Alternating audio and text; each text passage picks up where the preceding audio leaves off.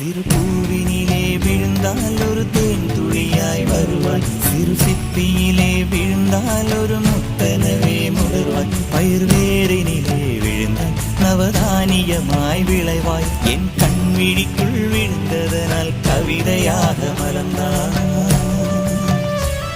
அந்த இயற்கை என்னை படைத்தால் ஒரு பெரிய ஷவர் இது, அட இந்த வயது கழிந்த பிறகெங்கு நனைவது, இவள் கண்ணி என்பது இந்த மழை கண்டறிந்து சொல்லியது. சக்கரவாகமோ மழையை அருந்துமா, நான் சக்கரவாக பறவையாவே